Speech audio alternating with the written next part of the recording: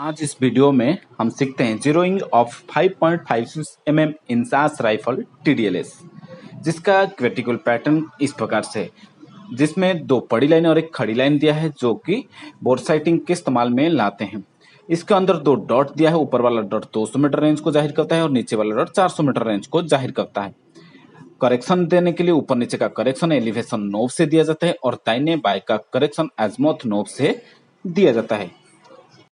जानते हैं कि zeroing of INSAS rifle TDLS यानी कि इंसास राइफल का TDLS को जीरो करने के लिए किस किस बात के ऊपर हमें ध्यान देना है और फोकस देना है।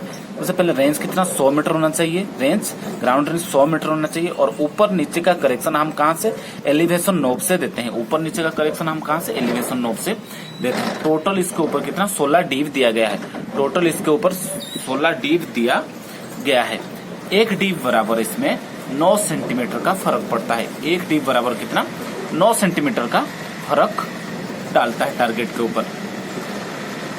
एंटी क्लॉकवाइज MPI को घुमाने से डीव को MPI हमारा कहाँ नीचे की ओर शिफ्ट होगा।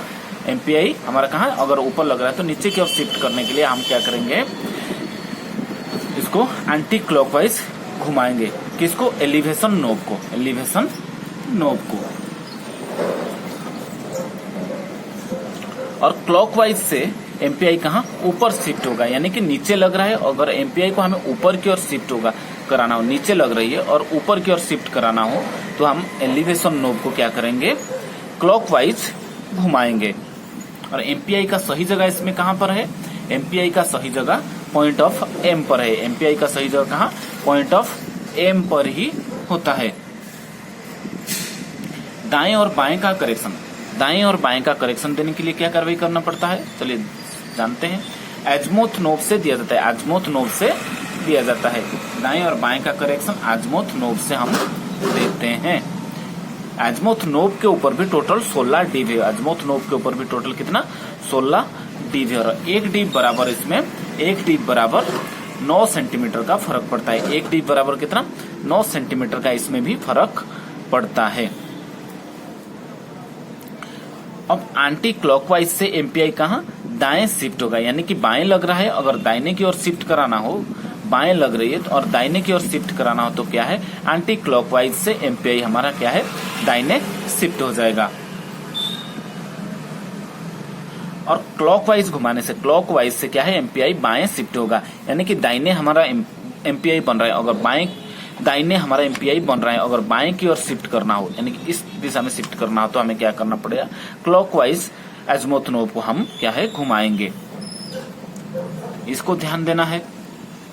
यदि 0.5 तक का कोई भी करेक्शन देने के लिए निकलता है या 0.5 तक का करेक्शन में कोई करेक्शन क्या है नहीं दिया जाता है, 0.5 होता है अगर आ जाता है कहीं पे तो उसमें 0.5 तक के लिए उसमें कोई करेक्शन नहीं दिया जाता है।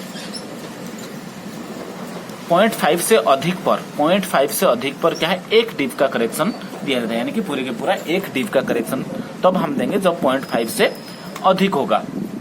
इस सबको एक एग्जाम्पल के माध्यम से हम समझते हैं। अभी के लिए रेंज हो गया कितना, ग्राउंड रेंज 100 मीटर हो गया। पॉइंट ऑफ M से ऊपर कितना 18 सेंटीमीटर लग रहा है और बाएं हमारा ग्रुप का MPI कहाँ 9 सेंटीमीटर बाएं बन रही है। इस फिगर को देख के हम समझते हैं। ये हमारा पॉइंट ऑफ M हो गया, पॉइंट ऑफ M, और पॉइंट ऑफ M की सही जगह भी यही है। और पॉइंट ऑफ M से ऊपर कितना 18 सेंटीमीटर ऊपर लग रहा है और बाएं कितना 9 सेंटीमीटर लग रही है। बाएं 9 सेंटीमीटर लग रही है। अब करेक्शन देने के लिए हमें क्या कार्रवाई करना पड़ेगा, इसको अभी करते हैं। 100 मीटर रेंज पर गोली के MPI कहाँ बननी चाहिए, पॉइंट ऑफ M पर होना चाहिए। कहाँ, पॉइंट ऑफ M पर MPI लगनी चाहिए। 100 मीटर रेंज पर MPI बन रहा है कहाँ, पॉइंट ऑफ M से 18 सेंटीमीटर ऊपर। कहाँ बन रहा है, पॉइंट ऑफ M से 18 सेंटीमीटर ऊपर बन रहा है। तो टोटल करेक्शन हमें कितना देना पड़ेगा, तो टोटल करेक्शन हमें कितना 18 सेंटीमीटर का देना है। 18 सेंटीमीटर का भी हमें ऊपर का करेक्शन देना है। ऊपर नीचे का करेक्शन किसके ऊपर मैंने बोला था, ऊपर नीचे का करेक्शन हम कहा एलिवेशन नोब से देते हैं। 100 मीटर रेंज पर एक डीव बराबर कितना 9 सेंटीमीटर का फर्क डालता है। तो 100 मीटर रेंज पर 1 सेंटीमीटर का फर्क डालने के लिए 1/9 डीफ हमें करेक्शन देने की जरूरत पड़ता है। 100 मीटर रेंज पर 18 सेंटीमीटर करेक्शन देने के लिए 1/9 इंटू 18 इजिकल टू कितना 9, और ये 18 कट जाएगा तो 2 हो जाएगा, तो टोटल कितना 2 डीफ का करेक्शन हमें देना है। अब ये किसके ऊपर, एलिवेशन नोब के ऊपर देना है, और गोली हमारा कहाँ, टारगेट के पॉइंट ऑफ एम के कहाँ, ऊपर बन लग रही है। तो नोट में इस प्रकार से लिख देना है अंत में, एलिवेशन नोब को 2 डीफ हमें एंटी क्लॉकवाइज घुमाना है या घुमाए। एलिवेशन नोब को क्या 2 डीफ एंटी क्लॉकवाइज घुमाए।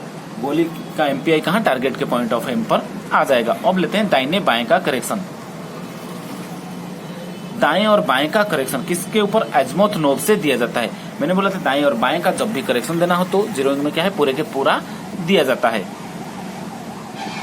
100 मीटर रेंज पर 1 डीप बराबर कितना 9 सेंटीमीटर होता है। 100 मीटर रेंज पर 1 डीप बराबर कितना 9 सेंटीमीटर होता है। 100 मीटर रेंज पर 1 सेंटीमीटर बराबर 1/9 डीप, 1/9 डीप हो जाएगा। अब 100 मीटर रेंज पर 9 सेंटीमीटर का करेक्शन देना है, क्योंकि 9 सेंटीमीटर क्या है, बाएं हमारा ग्रुप का एमपीआई बन रहा था, तो 1/9 इंटू 9 इजिकल टू कितना हो जाए 1, तो 1 डीप का हमें करेक्शन देना है। ये किसके ऊपर देना है, एजमोथ नोब के ऊपर देना है। अब देखते हैं, नोट में लिख देना है एजमोथ नोब को 1 डीप एंटी क्लॉकवाइज घुमाया। यहाँ पे आपका क्या है, इंसास राइफल का TDLS का क्या है, ग्रुप का एमपीआई बिल्कुल सही जगह पे आ जाएगा। इसको और एक एग्जाम्पल के माध्यम से समझते हैं। अब क्या है, ऊपर लग रहा था और बाएं लग रहा था, अब वही नीचे और दाहिने लेके एक एग्जाम्पल के साथ समझते हैं। अब लेते हैं दूसरा एग्जाम्पल। रेंज कितना हो गया 100 मीटर, पॉइंट ऑफ एम से नीचे कितना 18 सेंटीमीटर लग रहा था। पहले शुरू में वाला में एग्जाम्पल में क्या है, ऊपर लग रहा था, अभी मैंने इसको नीचे कर दिया हूँ, और दाहिने हमारा कितना 9 सेंटीमीटर लग रही है। इसको अब फिगर के माध्यम से पॉइंट ऑफ एम ये हो गया, और पॉइंट ऑफ एम की सही जगह भी यही है जहां पे हम शिस्त लेंगे। और दूसरा हो गया, ये गोली अभी हमारा क्या है 18 सेंटीमीटर नीचे लग रही है और 9 सेंटीमीटर दाहिने लग रही है ग्रुप के एमपीआई। अब इसको सही करेक्शन देके सही जगह पे लाना है। 100 मीटर रेंज पर गोली लगनी चाहिए कहाँ, पॉइंट ऑफ एम पर एमपीआई बननी चाहिए, मगर अब कहाँ बन रहा है, 100 मीटर रेंज पर एमपीआई बन रहा है पॉइंट ऑफ एम से कितना 18 सेंटीमीटर नीचे, कितना 18 सेंटीमीटर ये नीचे हमारा अभी बन रहा है। करेक्शन हम कितना देंगे, करेक्शन टोटल कितना 18 सेंटीमीटर का हमें देना पड़ेगा। टोटल कितना 18 सेंटीमीटर का हमें करेक्शन अभी देना है। ऊपर नीचे का करेक्शन हम किससे, एलिवेशन नोब से देते हैं।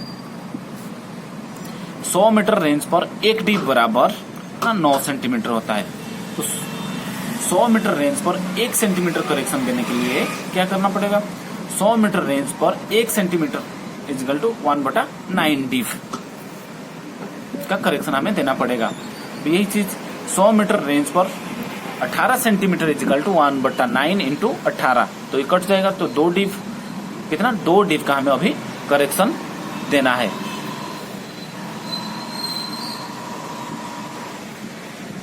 एलिवेशन नोब को 2 डीप क्या करें, क्लॉकवाइज घुमाए। गोली हमारा कहाँ नीचे लग रही है और हमें अभी कहाँ ऊपर शिफ्ट करना है। गोली कहाँ नीचे यहाँ पे लग रही है, अभी ऊपर शिफ्ट करना है, यानी कि पॉइंट ऑफ एम पे लाना है। तो हमें क्या करना पड़ेगा, एलिवेशन नोब को 2 डीप क्लॉकवाइज घुमाना पड़ेगा। अब लेते हैं ऊपर नीचे का करेक्शन, यहाँ पे खत्म हो गया। अभी लेते हैं दाहिने और बाएं का करेक्शन। दाएं और बाएं का करेक्शन किसके ऊपर दिया जाता है, दाएं और बाएं का करेक्शन मैंने बोला था एजमोथ नोब के ऊपर दिया जाता है। 100 मीटर रेंज पर 1 डीप बराबर कितना होता है, 100 मीटर रेंज पर 1 डीप बराबर 9 सेंटीमीटर होता है। 1 डीप बराबर कितना 9 सेंटीमीटर होता है। तो 100 मीटर रेंज पर 1 सेंटीमीटर अगर हमें करेक्शन देना हो तो कितना करेक्शन हम देंगे, 100 मीटर रेंज पर 1 सेंटीमीटर बराबर 1/9 डीप हो जाता है। 100 मीटर रेंज पर 9 सेंटीमीटर बराबर 1/9 इंटू 9, तो 9 और 9 कट जाएगा, तो कितना हो जाएगा 1 डीप का हमें करेक्शन देना पड़ेगा। टोटल कितना, 1 डिव का करेक्शन देना पड़ेगा। अंत में नोट में लिख देना है कि एजमोथ नोब को 1 डिव क्लॉकवाइज घुमाएं। एक डिव क्या करें, अभी क्लॉकवाइज इसको घुमाएं और एमपीआई हमारा क्या है, टारगेट के बिल्कुल पॉइंट ऑफ एम पर आ जाएगा। यहाँ पर आपका इंसास राइफल के टीडीएलएस का जीरोइंग का तरीका समाप्त होता है। सभी को नमस्ते और धन्यवाद। चैनल को लाइक करें, शेयर करें और सब्सक्राइब करें मेरे दोस्तों।